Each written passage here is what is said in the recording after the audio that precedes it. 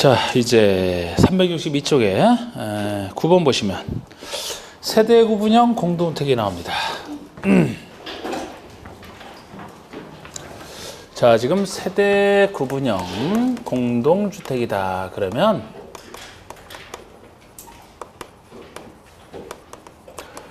공동주택은 공동주택인데 그 앞에 세대를 구분하는 형태다 이 말이 붙어 있어요.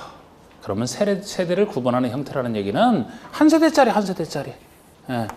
원래 세대당은 이제 한 세대로 계산되는 건데 이 한 세대짜리를 편의상 둘 이상 세대로 구분했다. 세대를 구분하는 형태다. 이렇게 해석이 되지 않습니까? 한 세대짜리를 둘 이상 세대로 구분하여 지었다. 그러면은 각각 독립된 주거 형태를 갖추게 하고 요 세대를 산 사람은 이곳에서 살면서 이곳에서 살면서 요거는 다른 사람에 대한 임대용으로 쓸 수가 있잖아요. 임대 수익이 생기겠네요. 이게 장점입니다. 그래서 이거를 사회적으로 이제 수익형 주택이라서 요새 인기가 많은 건데 정확한 명칭은 세대 구분형 공동주택이죠. 이게 자 일단 기본적인 특징이 이렇게 세대를 구분했을 때 이 구분된 공간 일부를 다른 사람이 소유할 수 있겠어요, 없겠어요? 구분 소유가 가능합니까? 안 돼. 왜 안 돼? 나중에 통합할 수 있어야 되거든 이게. 다른 사람이 소유를 하게 되면은 나중에 통합이 안 되잖아. 한 세대짜리라니까. 한 세대인데 편의상 구분해서 쓰다가 나중에 여건이 바뀌면 통합할 수 있는 이게 세대 구분형이에요. 그래서 일부를 구분 소유할 수 없다 이런 특징과 사실상 몇 세대로 쓰든지 상관없이 한 세대로 계산이 되기 때문에 우리 주차장법에서는 부설 주차장을 세대당 몇 대, 세대당 0.8 이런 식으로 이제 얘기를 하거든요. 그래서 이 한 세대로 계산해서 주차장을 설치하기 때문에 단점이 주차장이 부족하다는 게 단점이 생겨요. 한 세대로 계산해서 설치했지만 사실상 여러 세대가 쓰기 때문에 그래서 이것이 세대 구분형 공동주택의 그런 단점이 있기 때문에 이것이 단지 전체에서 차지하는 비율이 작아야 된다는 거예요. 이게 크다라면은 주차 난해 문제가 심화되기 때문에 그래서 세대수 기준이든 면적 기준이든 작다는 기준의 한도 30% 3분의 1 이하 중에 3분의 1을 해서 쓰는 거예요. 이것이 전체의 3분의 1 이하여야 된다. 3분의 1 넘어서는 안 된다. 여기에 특징 중에 하나입니다. 다른 것들은 그냥 보시고 자. 그러면 1번의 세대 구분형 공동주택이란 공동주택의 주택 내부 공간의 일부를 세대별로 구분하여 생활이 가능한 구조로 하되 그 구분된 공간 일부를 구분 소유할 수 없다. 이런 걸 있다 그러면 틀리겠죠. 일부를 구분 소유할 수 없다는 걸 잘 체크를 하시고 다음 기준에 적합한 주택을 말한다. 이게 세대 구분형 공동주택의 기준인데요. 세대별로 구분된 각각의 공간마다 별도의 욕실, 부엌과 현관을 설치하라. 각각 독립된 주거생활을 해야 되기 때문에 욕실, 부엌 요건 필수라고 했고 현관도 별도로 주인 눈치 안 보고 아예 살 수 있도록 동선도 마주치지 않도록. 예? 그리고 이번에 하나의 세대가 나중에 통합할 수 있어야 되기 때문에 연결문이나 경량구조의 경계부를 설치하라. 연결문을 설치하라. 연결문 설치하면 좀 찜찜할 거야 그거는. 그 대신 연결 선택이잖아요. 경계벽을 설치한다면 경량구조로 설치하라는 거지. 나중에 뜯기 편하게. 그 다음에 3, 4번이 그 얘기거든요. 3번은 세대 구분형 공동주택의 세대수 기준으로 그 아래는 전용 면적 기준인데 둘 다 똑같습니다. 전체의 3분의 1을 넘지 아니해야 된다. 이런 기준. 그리고 반가로 이번에 하나의 세대로 산정하는 것도 있죠.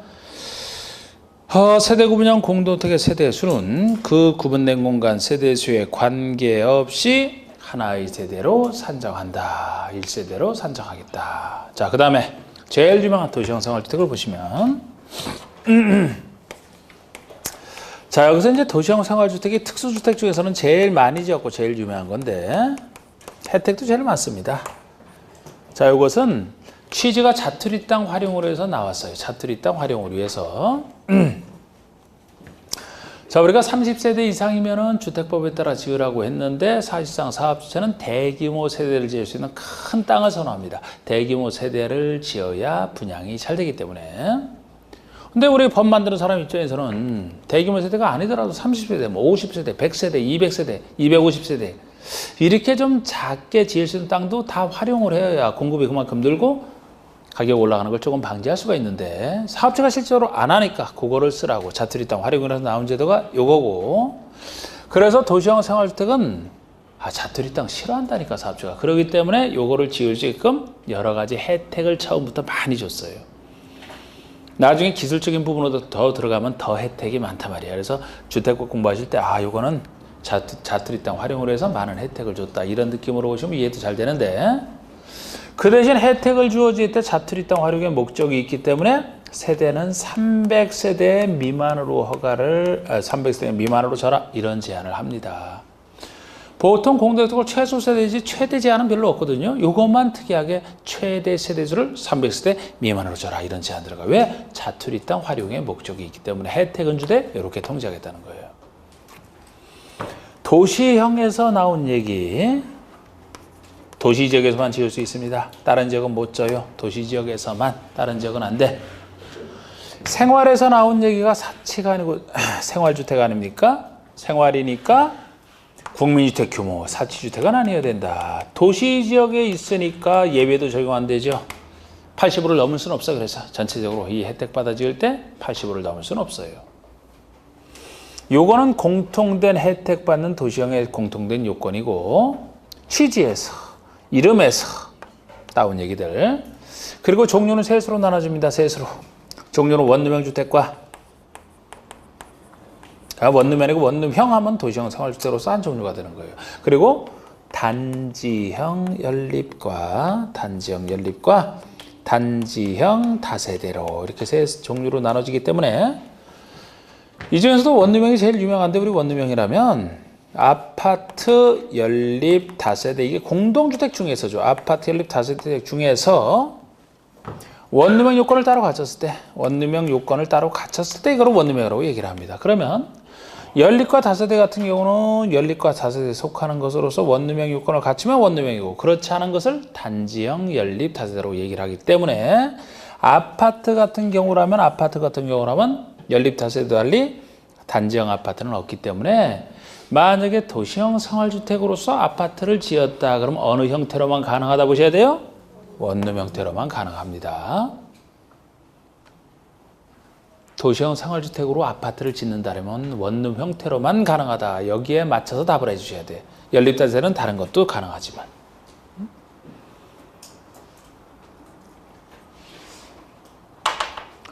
전용 면적이 20제곱미터, 막 30제곱미터, 35제곱미터 되는 이런 조그만 아파트. 도시형 생활주택으로 원룸형을 얘기하는 거예요. 그렇지 않으면 이렇게 작은 아파트 될 수가 없어요. 그 전에 몇 년 전에 아파트 화재 사건 생겼을 때 뉴스에서 보다가 아파트라고 뉴스에는 등장하는데 뭔 저렇게 내부를 딱 그 자료하면 너무 작아. 무슨 아파트가 저렇게 작느냐. 원룸 같으냐. 원룸형 주택을 얘기하는 거예요. 요거로서. 내용 보시면. 자, 도시형 생활주택이란 300세대 미만 자투리 땅 활용 그리고 국민주택 규모 그리고 도시지역에 건설하는 요거는 공통적인 특징이고요. 요거로서 세 가지를 얘기합니다. 원룸형, 단지형 연립, 단지형 원룸형 보시면 다음 요건을 모두 갖춘 공동주택이다. 그러니까 아파트 연립 다세대 중에서도 다음 요건을 갖춰야 된다. 그 얘기인데 아파트는 여기만 해당이 된다니까요. 그래서 공동은 아파트 연립 다세대니까 다음 요건을 모두 갖춘 자 기역번이 세대별 전용면적이 50이야. 50제곱미터야.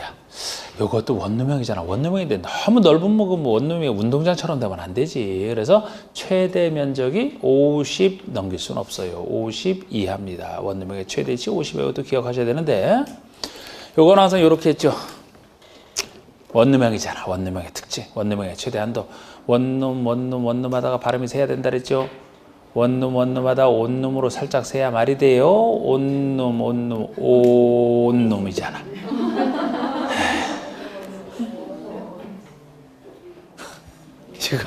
이건 나중에 하나 더 쓸 때가 있어요. 공급에서. 지금 기본 단계라서 이거 하나만 하지.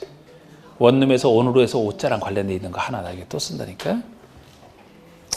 그런데 좀 그래 이거 이렇게 하기가 그지. 참 제가 생각은 그렇게 했지만 참 저는 개인적으로는 참 이거 할 때가 생각했어. 이것도 참 쑥스러운.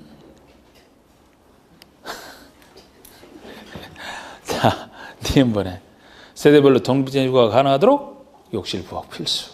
이것도 원룸이라도 욕실 부엌은 필수죠. 다른 게 필수가 아니에요. 욕실 부엌 필수. 독립된. 디귿번도 잘 아셔야 되며 욕실과 보일러실을 제외한 부분을 하나의 공간으로 구성하라. 자, 일단 요거까지. 자, 보시면 원룸이라는 게 하나의 공간이라는 게 원룸 형태 아닙니까? 하나의 공간. 하나의 공간으로 구성된 게 원룸 형태 아닙니까? 그런데 아무리 하나의 공간 원룸형이라 하더라도 욕실과 보일러실은 제외. 요걸 제외하고 요거는 분리를 인정하고 나머지 중에서 하나의 공간. 욕실은 왜 분리를 인정해야만 되느냐? 아무리 원룸이라도 욕실을 만약에 분리를 할 수 없다라면 그죠? 샤워는 몰랐다. 샤워는 샤워간에 큰일 본다 이러면 창피해서 이거 어떻게 해. 분리해야 되겠죠? 네. 혹시 아니라고 생각하시는 분은 상당히 약간 정상에서 보일러실은 당연히 분리를 해야지. 필수는 아니지만. 보일러실은 필수 아니잖아요. 없어도 돼. 예. 중화집중식 난방을 하거나 겨울에 추위를 즐기는 사람이면 안 해도 되겠지. 근데 개별 난방을 한다면 설치가 되겠죠? 그땐 분리가 돼요. 이건 왜 분리가 돼야 돼요? 강릉 사태가 생긴다니까. 강릉 그 청소년들 죽은 사태가 생길 수 있다니까. 예. 당연히 분리를 해야 돼. 그래서 욕실과 보일러실을 제외한 나머지 공간이 하나의 공간이다. 이게 원룸 형태라고 지금 읽은 거예요. 그런데 이 형태를 투룸식으로 두 개 공간을 할 수 있는 예외가 존재해. 다만 예외잖아.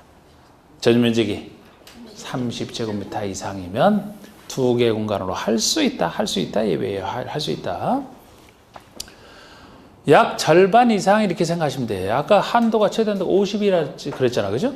50의 정확히 중간이면 25란 말이에요. 25. 5단위로 끊는 게 아니잖아. 지금 10단위로 끊었으니까 약 절반 조금 큰 30 이상이면 원룸형 중에서는 상대적으로 조금 넓으니까 30에서 50 사이다. 그러면은 두 개 공간으로 할 수도 있다. 이런 규정에 따라 이게 되는 거예요. 그리고 지하층에는 세대를 설치하지 않아야 된다. 지상층이어야 된다. 이게 원룸형 요건이 되겠습니다. 그럼 단지형 연립은 원룸형 주택이 아닌 연립 이렇게 표현해요. 그 아래 단지형 다세대는 원룸형 주택이 아닌 다세대 이렇게 표현합니다. 이렇게 표현하거든요. 그래서 연립과 다세대 중에서 원룸형 갖추면 원룸형, 그렇지 않은 게 단지형 이렇게 표현하는 거예요. 그리고 둘 다 원래 연립 다세대는 우리 앞에서 배울 때 주택으로 쓰는 층수가 몇 개층 이하가 연립 다세대 공통점이에요? 4개층 이하. 그런데 도시형으로서 이 혜택 받아서 단지형으로 짓는다 그러면 둘 다 똑같은 혜택, 한 개 더 지을 수 있게 혜택을 주는 게 둘의 공통점. 그래서 최대 5개층까지 지을 수 있게 만들어주는 게 혜택입니다.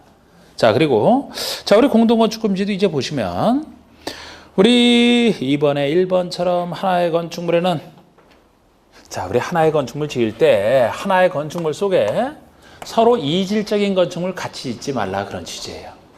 서로 다른 종류 같이 짓지 말아라. 그래서 하나의 건축물 속에는 도시형 생활주택과 그 밖의 일반주택을 함께 건축할 수 없다. 도시형과 일반주택 함께 건축할 수 없으며 같은 도시형에서도 원룸형이 특수하기 때문에 단지형 연립, 단지형 다세대와 원룸형을 함께 못 짓는다 이렇게 얘기를 합니다. 그런데 다시 지을 수 있는 예외 두 가지가 존재해요. 다만 다음의 경우는 함께 건축할 수 있다. 두 가지. 첫 번째가 원룸형 주택과 전면적 80호를 초과하는 주택 한 세대를 함께 건축하는데 한 세대 일종의 주인 세대 아니지만 주인 세대처럼 생각하시면 돼요. 80호를 초과하는 주택 한 세대. 어차피 원룸형 분양하면 공동택이니까 받은 사람이 다 소유자가 되니까 주인은 아니지만 이제 예를 들어서 요 정도 대지에 이 정도 주택을 가지는 사람이 좀 비교적 넓은 대지라 원룸형을 지어서 공급하면 공급량이 늘어나서 좋을 것 같은데 안 하더라는 거예요. 왜 안 하느냐 그러니까 난 여길 떠나고 돈을 떠나서 여길 떠나고 싶지 않은데 내가 원룸형을 분양하게 되면 난 떠나야 되니까 그거 싫다 이거예요. 원룸형 최대치가 50밖에 안 된다니까. 그러니까. 예? 그래서 그거 짓게 하려고 나온 거라니까 이게. 그러면 원룸형과 원래는 안 되지만 원룸형과 주택 한 세대까지는 그것도 80호를 초과하는 주택 한 세대까지는 허용을 해줄 테니까 그럼 그 큰 데서 자기가 지어서 살고 나머지는 분양을 해버리면 그래서 나온 거예요. 그리고 또 하나는 그것과 상관없이 준주거나 상업지역에서만 준주거나 상업지역에서 원룸형 주택과 도시형 상업주택, 외의주택, 일반주택을 함께 건축하는 경우는 허용을 하겠다는 거예요. 이거는 상업지역이 제일 비싼 곳이고 전체적으로 준주거가 그 다음 비싼 곳이라 준주거나 상업지역처럼 토준도를 높여야 되는 것에서는 이용을 높이기 위해서 원룸형과 일반 주택 함께 지을 수 있게 해놓은 겁니다. 이것까지 보셨고, 자 이제 아직도 주택이 안 끝났잖아요. 이렇게 많아요. 이번에 나오는 세 가지는 매입 의무랑 관련해서 역시 도입된 지 얼마 안 되는, 옛날에는 이런 얘기 없었지만 지금은 일정 요건에 해당되면 이 주택으로만 져야 된다 하는 그런 의무, 건설 의무와 관련돼서 새로 작년부터 신설된. 자, 우리 11번의 에너지 절약형 친환경 주택. 아이고 뭐 벌써 넘기셔요? 잘 보시고 성격이 너무 급하면 안 돼. 자, 뭐 빨리 여러분들이 넘긴다고 빨리 끝나는 거 아니죠, 그죠? 말을 분석하시면 돼. 친환경 주택이야. 환경에 친한. 말이 에너지 절약형. 왜 환경에 친하냐? 에너지를 절약하는 형태이기 때문에. 그래서 기존의 에너지를 절약하는 게 다 에너지 절약형 친환경이에요. 자, 저에너지 건물 조성 기술 등 영위저하는 기술을 이용하여 에너지 사용량을 절감하거나 이산화탄소 배출량을 저감할 수 있도록 건설된 주택을 말한다. 이게 에너지 절약형 친환경입니다. 그 아래 보시면 건설 의무가 있잖아요. 이렇게 사업주체가 사업계획 승인을 받아 주택을, 자 우리 영에서는 사업 승인 대상인 공동주택 건설할 때 이렇게 정확하게 돼 있고, 이럴 때는 에너지 절약형 친환경 주택으로 건설하여야 한다. 의무. 그래서 지금은 사업 승인 대상인 공동주택이라면 원칙이 뭐예요? 30세대 이상 지을 때지. 자세한 거는 이제 다음 주에 하겠지만 원칙이 30세대, 예외 50세대짜리가 있는데 사업 승인 대상인 공동주택이라면 지금은 에너지 절약하는 형태의 기술을 써서 져야만 된다는 거예요. 지금부터는. 이게 지금 우리가 뭐 그 에너지 절약하는 기술이 무엇인지는 그 다음에 나와 있습니다만 그런 걸 볼 땐 아니고, 근데 대충 생각하면 에너지 절약하는 모든 형태로 생각하시면 돼요. 주로 이제 새 아파트 지으면서 태양에너지 발전 설비를 뭐 이용한다라든지 풍력 발전으로 한다라든지 여러 가지 그런 기술을 써서 에너지 절약하는 그 기술을 써야 돼. 영에 정하고 있는 기술이 있어서 써야 됩니다. 고단열, 뭐 에테스 이런 거. 12번의 건강 친화형 주택. 건강 친화형. 건강에 친화된 형태. 그러니까 이 건물은 어떤 기술을 쓰는 거냐? 건강에 좋은 기술을 쓰는 거예요. 에너지 절약형과 건강 친화형 뭐가 더 좋아 보여요, 여러분? 그렇죠. 에너지는 돈만 절약하는 거예요. 건강을 돈으로 삽니까? 건강 친화형이 더 좋은 거예요. 그래서 돈이 더 많이 들어 이 기술을 쓰게 되면. 자, 건강하고 쾌적한 실내 환경 조성을 위해서 실내 공기의 오염물질 등을 최소화할 수 있도록 영위자는 기준에 따라 건설된 주택. 이게 건강 친화형이에요. 실내 공기 오염물질 최소화. 그 기술이 역시 박스에 나와 있는데, 예를 들어 실내 건축할 때 뭐 건축 재료를 편백나무다 막 이런 거 쓴다라든지 비싼, 아니면은 뭐 환기 시설을 아주 초특급으로 꾸민다라든지 미세먼지 막 줄이고 이렇게. 그러기 때문에 건강에 친한 형태가 되는 것이고, 새집 증후군은 있을 수가 없어. 이거는 바로 짓더라도 아주 좋은 재료를 쓰기 때문에. 이거는 건설 의무 보세요. 그 아래 500세대 이상의 공동주택 지을 때입니다. 500세대 이상. 이때는 건강 친화형으로 쳐야 돼요. 아까 단순히 사업성인 대상이면 에너지 절약형, 500세대 이상이면 건강 친화형 기술을 써야만 되고, 이제는. 자, 우리 제일 좋은 게 그 옆에 장수명이 장수명. 수명 앞에 장자, 길 장자가 붙어 있잖아. 긴 장자가. 그래서 긴 수명을 자랑하는 장수명 주택. 100년 이상 쓰겠다는 주택이라고 생각하시면 돼, 이게. 100년 이상이니까 여러분들은 깜짝 놀라겠지만, 오히려 30년 하고서 재건축한다 그러면 서양 사람들은 깜짝 놀래. 세상에 그렇게 쓰겠다고 아파트를 짓냐고. 원래 유럽 그쪽에서는 최소 아파트는 못 써도 100년 이상은 쓸 수 있도록, 이게 일반적 주택이에요. 우리나라 사람들이 좀 급해서 항상 30년도 되기 전에 막 부셔버리고 새로 지으려고 하죠? 재건축. 그래서 이게 일반 주택이 아니야. 이게 그러니까 보통의 주택이라고 보시면 돼. 장수형. 이번엔 우리나라는 이렇게 뒤늦게 도입이 된 거죠. 아주 안 망가져. 오랫동안 써요. 구조적으로 오랫동안 유지 관리해서 내구성을 가지고, 뛰어난 내구성이. 그러면서 입주자의 필요에 따라서 내부 구조를 쉽게 변경할 수 있는 가변성도 뛰어나. 아니, 잘 안 망가지고 오랫동안 쓰니까 쓰는 사람이 지겨워할까 봐 내부 구조를 바꾸고 싶으면 쉽게 바꿀 수 있도록 가변성도 뛰어나대. 그러면서 수리 용이성이 우수해요. 잘 망가지도 않지만 망가져도 수리하기가 용이하대요. 아주 훌륭해 보이죠? 이런 주택에 살고 싶다 그러면은 1000세대 이상 짓는 곳에 가야 돼. 방가래 2번. 방가래 2번에 동그라미 1번처럼 장수면 주택의 인증 제도라고 해서 이 장수면 주택은 4가지 등급으로 인증을 받아야만 됩니다. 최우수, 우수, 양호, 일반 등급이 있는데 그 아래 보시면 사업주체가 1000세대 이상 주택을 공급하고자 할 때는 일반 등급 이상의 등급을 인정받아야 된다. 그러니까 제일 낮은 등급이 일반 등급이고 최소 일반 등급 이상으로 줘야 된다는 거예요. 1000세대 이상일 때는. 즉 장수명으로 지라는 얘기가 되겠습니다. 최소한의 장수명으로. 그럼 위로 등급을 받을수록 이제 지을 때 여러 가지 혜택이 다르죠. 근데 하여튼 지금 최소 일반 등급 이상. 그런데 이런 건설 의무가 생겼기 때문에 지금까지 지은 건 몰라도 요 법 시행 이후에 이제 작년부터 뭐 사업 승인 받아서 하는 것들 하면 이제 이렇게 져야 되는데 분양가는 올라갈 거예요. 여기에 해당되는 것만큼. 에너지 절약형보다는 건강친화형이, 그거보다는 장수명이 값이 더 많이 들지 않겠습니까? 되게 오래 쓰고 하는 것이고. 값싼 주택이 좋아요? 좋은 주택이 좋아? 좋은 주택. 가격이 너무 많이 올라서 문제지, 그런데. 자, 넘겨보세요. 넘기지 않고 일단 14번에 사업주체가 나오네요. 주택구선을 이렇게 사업 승인 받아 짓는 사람을 사업주체라고 합니다. 넘기세요, 그러면. 사업주체. 이름은 봐야지, 그래도. 사업주체. 자, 우리 사업체 중에서 주택조합이 나옵니다. 주택조합. 자, 주택조합이란 많은 수의 구성원이 사업 승인을 받아 주택을 마련하거나 리모델링 하기 위해서 결성하는 다음의 조합을 말한다. 그래서 마련 또는 리모델링 둘 중에 하나요. 이 주택조합을 결성하는 목적은 마련과 리모델링은 완전히 다르잖아.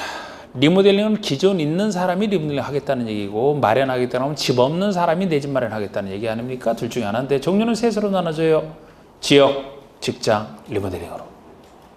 그럼 마지막에 리모델링을 위해서 가입한다라면 지역과 직장은 자연스럽게 내 집 마련이 될 테고 요 내용 하기 전에 나중에 주택법에서 주택조합 파트를 공부하시게 되면 오늘 원래 OX는 주택조합까지 나가려고 만들어냈는데 다른 데서도 주택조합까지 못 나갔어요.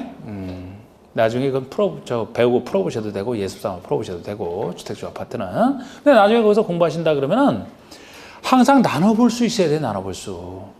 종류는 똑같이 3가지지만 똑같은 주택조합이 아니라고요. 지역과 직장은 내 집 마련을 위한 것이고 리모델링은 리모델링으로 완전히 다르거든 이게. 그래서 어떤 규정은 보시면 나중에 보실 때 지역과 직장에만 적용되는 규정이 존재하고 어떤 곳은 리모델링 조합에만 적용되는 규정이 따로 존재하거든요. 그거는 구별하셔야 되는데 지역과 직장은 내 집 마련이니까 마련은 새로운 주택을 건설해서 공급받아야 마련이 되거든요. 그래서 건설 공급을 전제로 하는 규정이 있다? 지역과 직장에만 적용되는 거예요. 그렇지 않은 것이 리모델링이고.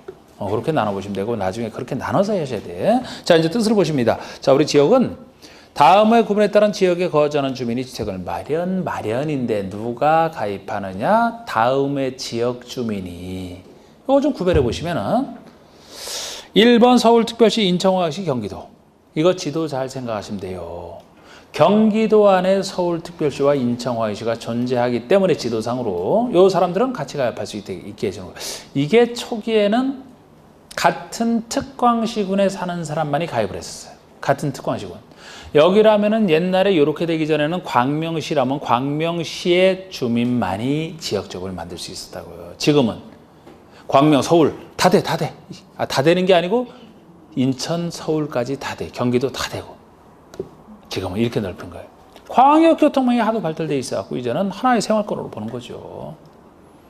그럼 여러분들이 예를 들어 서울 시민과 아니면 인천, 아니면 의정부 있는 사람과 같이 조합을 집 마련이니까 주로 집 없는 사람들이 가입하는 거예요. 만약에 가입해서 지역조합을 만들었다 그러면은 조합주택을 어디다 지을지는 본인들이 정하고 조합이. 만약 여기다 지어서 이걸 내가 분양받아서 여기서 살겠다 그러면은 여기 살면서 서울에, 인천에, 의정부에 출퇴근하면서 다닐 수 있다는 얘기죠.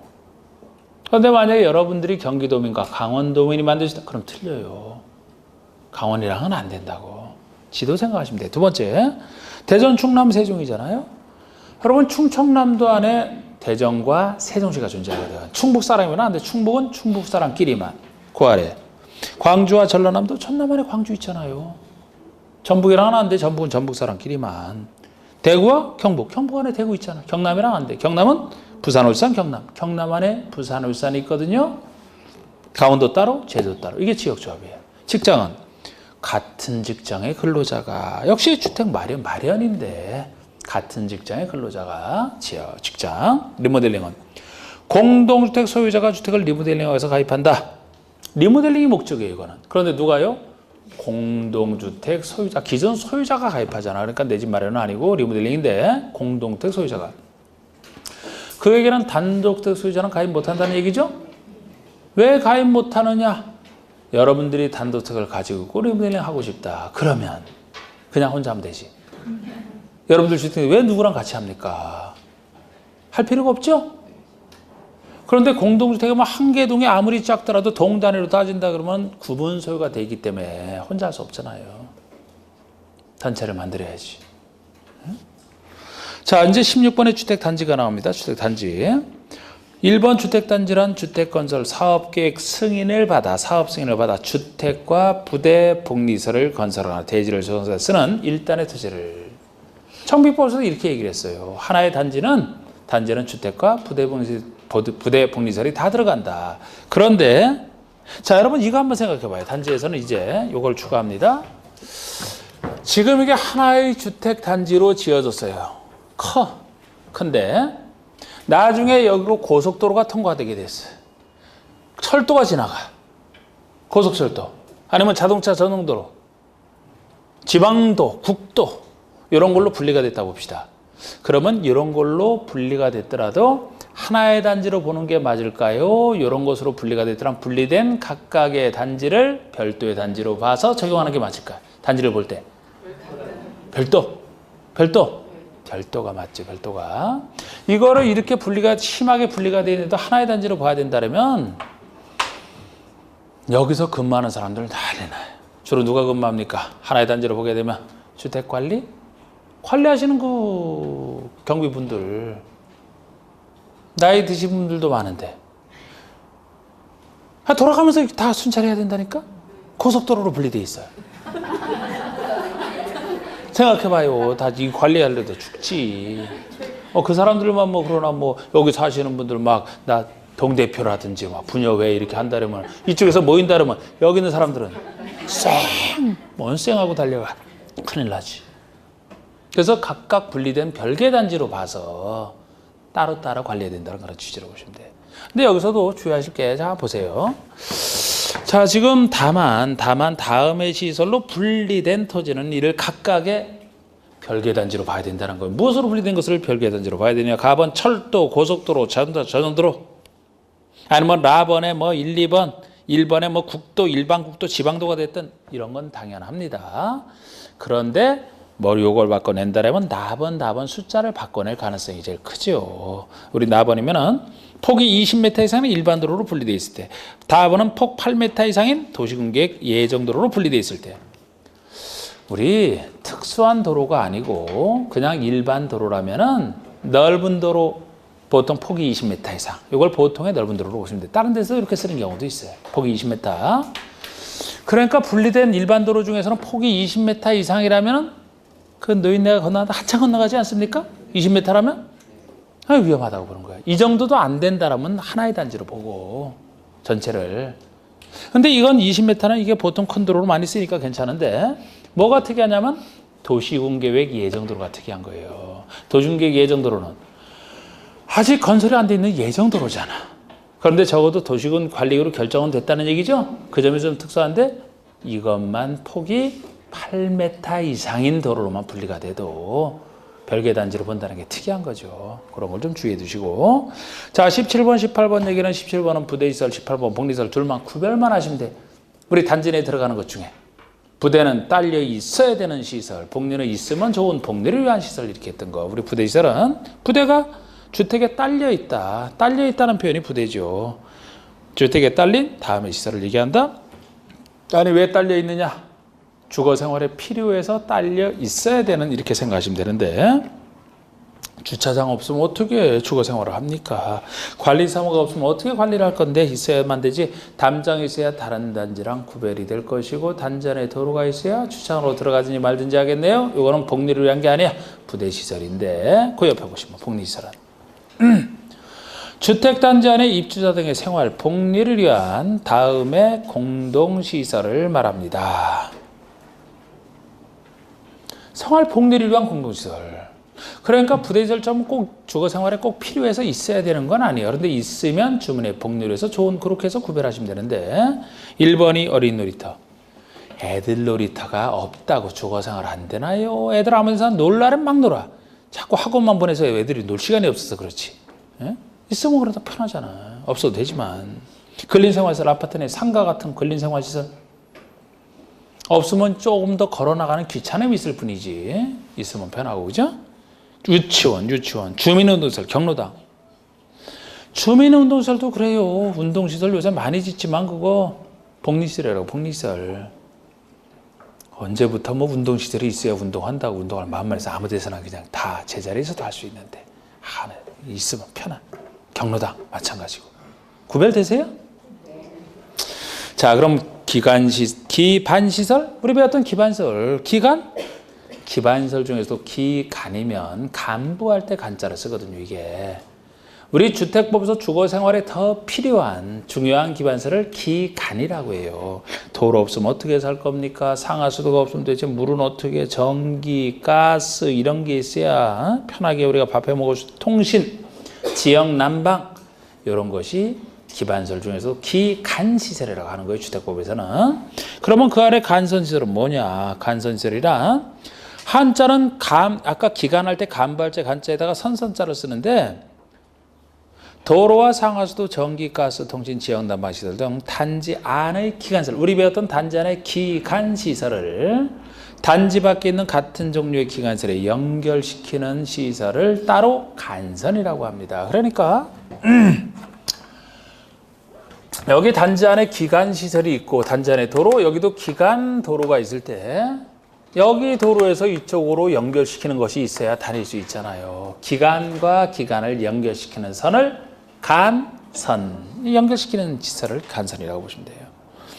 그런데 보통 연결시키는 시설을 말하는데 다만 가스, 통신, 지역 난방 시설의 경우는 단지 안에 기간시설을 포함한다. 가스와 통신, 그리고 지역 난방의 난방, 가스통으로 난방하네요. 이것은 단지 안의 것을 포함해서 얘기를 합니다. 이 포함해서 얘기한다는 뜻은 잘하는 건 아니지만 예를 들어서 간선서 설치 의무가 만약에 있는 자가 있다면 가스통과 지역 난방 시설은 연결시키는 것만 해주지 않고 단지 안에 것까지 다 포함해서 설치를 해줘야 된다는 얘기가 돼요. 간선설에 해당되니까. 그리고 공구. 자, 우리 공구는 뭐의 줄임말이라고 했어요? 뭐의 줄임말? 공사하는 구역의 줄임말이 공구다. 공동구매의 줄임말이 아니다. 이렇게 된 거. 공구. 자, 공구란 하나의 주택단지에서 둘 이상으로 구분되는 일단의 구역, 이게 공구라고 합니다.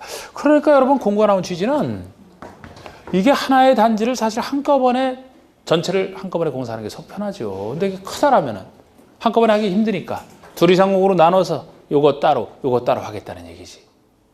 그래서 하나의 단지에서 둘 이상으로 나눈 이 공사하는 구역이 공구가 되고 착공신고의 사용검사를 별도로 수행할 수 있는 따로따로 하겠다는 취지니까 착공신고도 별도로 사용승인도 사용검사도 별도로 받는 게 이러려고 하는 거죠. 자, 우리 다음 기준 영의정 하는 기준에서 살짝 보시면 동그라미 1번에 다음에 언안에 해당하는 시설을 설치하거나 공간을 조성하여 6m 이상 폭으로 공간 경계를 설정하라. 우리 공구와 공구 사이는 경계를 확실히 설정하라. 저에서 폭 6m 이상 별거 아니고요. 이번에 공구별 세대는 300세대 이상으로 하라.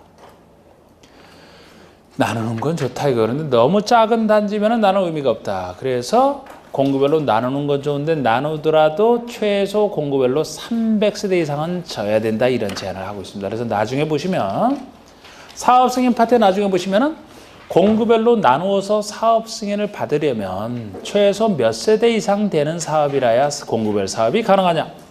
600세대가 된다는 거 뒤에 나와요. 그래서 최소 600세대 이상이라 최소 두 공구로 나눠야 되고 각 공구로 300세대는 건설해야 되니까 500세대짜리 지으려고 하면 나눌 수가 없지 그러면. 예를 들어 그런 얘기도 뒤에 여기랑 관련돼 있고요. 자, 우리 공공택지호 23번에 공공택지란 다음에 어느 하나에 해당하는 공공사업에 의해서 개발 조성되는 공동주택 건설 용지를 공공택지라고 합니다. 공공사업으로 조성되는 땅, 공공사업이 박스에 쭉 열거돼 있어요.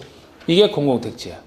그렇지 않은 걸 민간택지라고 합니다. 됐고요. 24번에 리모델링 보시면 리모델링이란 건축의 노후 억제나 기능 향상 등을 위해서 다음에 하나 해당하는 일을 말한다. 이렇게 해놓고요. 1번이 대손이고 2번, 3번이 일부 증축형이에요.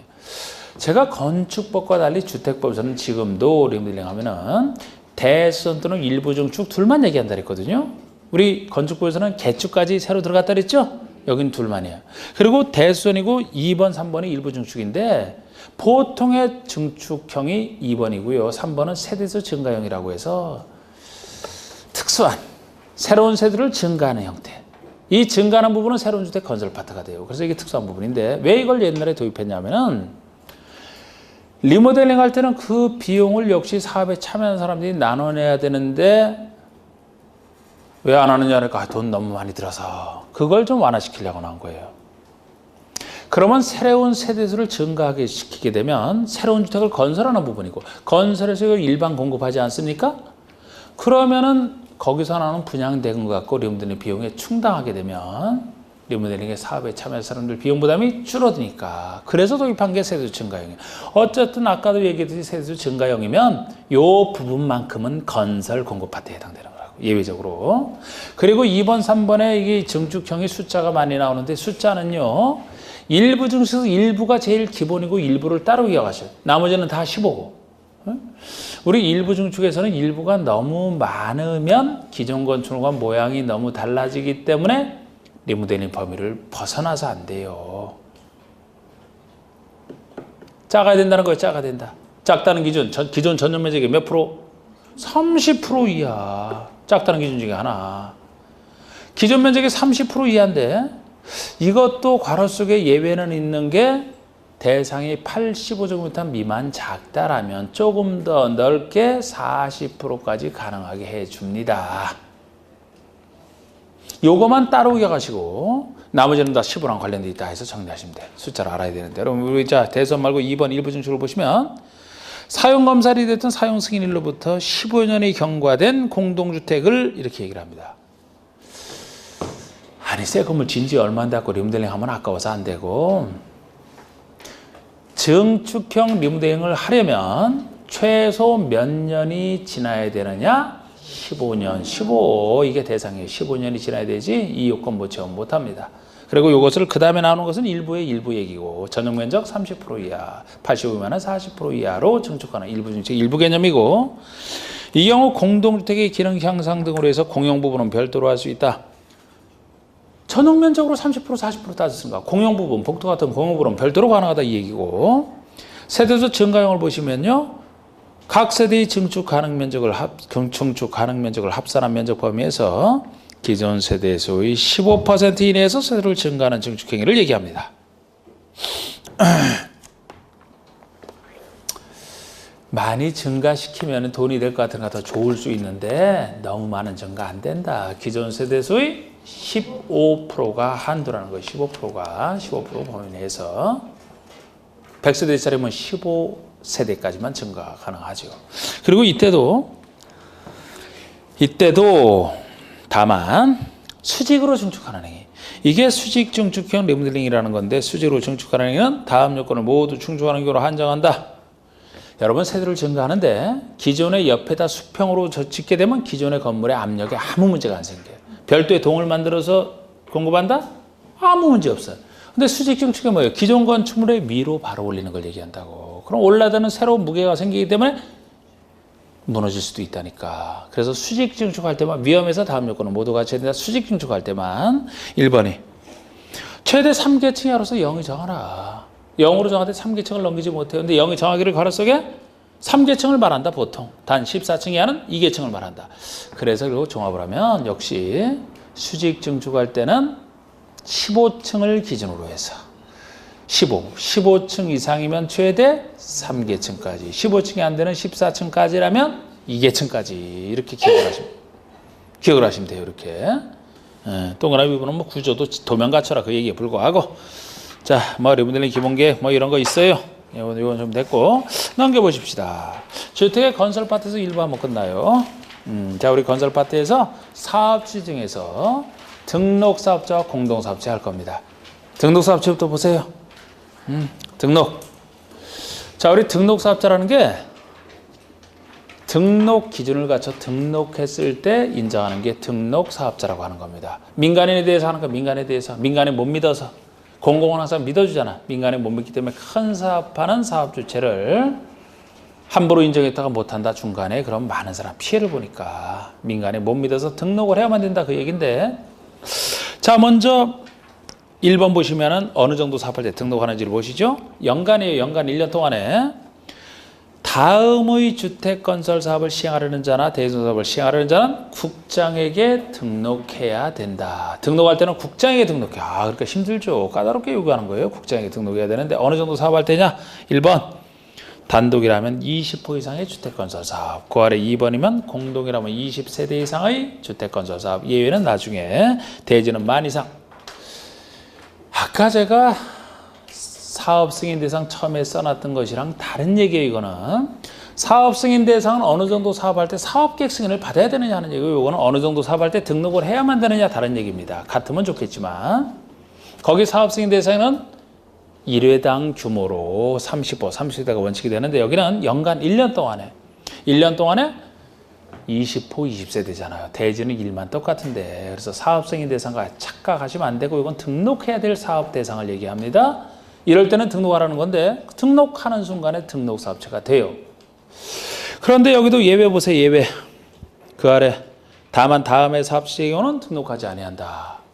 이 등록 안 해도 사업체가 되는 경우를 구별하셔야 됩니다. 그 정도 사업을 한다 하더라도 1번 국가지자체, 2번 토지주택공사, 3번 지방공사, 4번 공익법인. 이렇게 공익에 관련된 공공사업체라면 믿어준다니까요. 믿어주기 때문에 등록할 필요 없다. 이거 공공사업체가 등록해야만 사업체가 된다. 그 자체가 틀린 얘기예요. 등록과 비등록 구별하는 게 기본입니다. 공공이니까 믿어주니까. 그런데 5번, 5번은 주택조합, 민간인이에요. 6번은 근로자를 고용하는 자, 민간인입니다. 주택조합과 고용하는 자. 고용자, 사장님, 회사 대표를 얘기하죠. 사원 아파트 지어줄 때. 고용자지 근로자가 아니고 고용자. 둘 다 민간인인데 왜 이 사람들은 등록 안 해도 되느냐? 둘 다 똑같은 전제가 붙어있어요. 둘 다 똑같이 가로 속에 등록사업자와 주택을 공동으로 주택건설 사업을 하는 경우만 해당한다 이 말이 붙어있어요. 이미 민간인에서 등록한 사람은 등록 기준을 갖춰야 되니까 이미 전문가로 인정받은 사람이거든요. 검증을 통과한 사람. 그래서 이 사람들이 민간이지만 어차피 등록사업자는 공동으로 할 때는 이따 보시면은 등록사업자에게 일을 맡긴다 그런 얘기가 나와요. 그렇기 때문에 이 사람들은 따로 등록할 필요 없다 보시면 돼요. 만약에 이 사람이 그런 얘기 없이 주택조합 등이 혼자 단독으로 사업을 하려고 한다 그러면 그때는 등록해야만 되는 거예요. 등록사업자랑 공동으로 할 때만 안 한다고 정확히 보시고. 자, 여러분 또 넘겨보세요. 또 넘겨보시면 374쪽에 공동사업주체가 나올 겁니다. 공동사업주체가. 자, 우리 공동사업주체가 이제 같이 하는 게 공동사업주체인데 양가로 1, 2, 3번. 양가로 1, 2번과 3번의 차이점. 공동으로 사업할 때 요건은 지금 할 거 아니에요. 양가로 1번 보시면 토지 소유자가 주택을 건설하는 경우에는 그 아래줄 등록사업자와 공동으로 사업을 시행할 수 있다. 할 수 있다. 자유예요. 자유. 자, 내 땅 가진 사람이 내 땅에 아파트 지으려고 한다. 공동으로 사업을 할 수 있다는 거예요. 등록사와 공동으로. 만약에 이 경우 할 수 있다는데 하게 되면 두 사람을 공동사업자로 보는 것이고, 할 수 있다니까 토지소유자 입장에서 만약에 등록사랑 공동으로 할 때는 등록할 필요 없고요. 혼자 하고 싶으면 그때는 등록해야 돼. 등록하는 순간에 등록사업자로 해야 됩니다. 자유잖아. 자유. 근데 그 아래 보시면 주택조합. 2번의 주택조합은 근데 주택조합도 지금 가로 속에 세대수를 증가하지 아니하는 리모델링 조합은 여기 주택조합에서 빠져요. 제외. 근데 이런 예외도 뻔한 거라고 이게. 지금 건설 파트에서 하지 않습니까? 건설 파트에서? 그럼 리모델링 조합 같은 경우도 세를 증가하는 부분만 건설이지. 보통 건설 아니라고 했죠? 그러니까 여기서 빠지는 거지. 세대 증거 없는 리모델링이라면 여기서 빠지는 것이고, 보통의 주택조합이 그 구성의 주택을 건설할 때잖아요. 다음 요건을 갖추어 등록사업자 등과 다른 사람도 여기는 있지만 등록사 등과 역시 공동으로 사업을 시행할 수 있다잖아. 할 수 있다. 자유. 혼자 할 때는 등록해야 되고 같이 할 때는 등록 안 해도 되고 같이 할 수 있다. 그런데 3번 보시면 고용자가 근로자주택을 건설할 때, 사원아파트 지을 때 등록사업자 공동으로 사업을 시행하여야 한다. 이 경우 두 사람을 공소시로 요거는 하여야 한다가 특징이잖아. 할 수 있다는 거. 앞에 둘은 자유, 지금은 해야 된다. 의무적으로 해야 돼. 무조건. 요 차이점을 아셔야 되는데 여러분들이 만약에 근로자 입장이라면 고용하시는 분이 대표가 1번 참 감동스럽게도 손수 사원 아파트 짓는 것에 손수 사원 아파트를 지어서 나에게 참 우리 사원 복지 차원에서 주더라. 경영은 잘하는데 사원 아파트를 손수 지어서 아주 감동스럽다. 2번 그런 거 안 해도 되는데 내 고용 안정만 좀 유지하고 좀 월급만 좀 올려줬으면 좋겠다. 어때? 뭐가 좋아요? 1번, 2번. 현명하시네요. 2번이지. 아니 돈만 잘 주고 교육만 잘해주고 그러면 그거 갖고 그냥 일반 아파트 사서 살지 뭐 사원 아파트 들어가서 삽니까? 경영 잘하라고. 그래서 의무. 이걸 다른 것처럼 자유 주려고 공도로 할 수 있다 이렇게 해놓으면 어떤 또 사업주가 또 이상한 사람이 내가 물려받아서 살피지는 하나도 재미도 없다. 내 아파트 짓는 게 꿈이었는데 잘 됐다. 나는 혼자 할리라 딱 등록을 해서 본인 등록사를 혼자 다 하게 되면 경영은 뒷전이죠. 등록사랑 공동으로 하게 되면 의무적으로 하게 되면 등록사업자에게 맡긴다니까. 자기가 땅만 제공하고 등록사에게 맡겨요. 그럼 본인은 경영에만 충실할 수 있겠죠? 그러라고 여기는 의무다 이렇게 생각하시면 돼요. 해야 된다. 의무적으로. 자, 주택조합은 다음부터 한다 했습니다. 오늘 여기서 마치겠습니다. 자, 수고하셨습니다.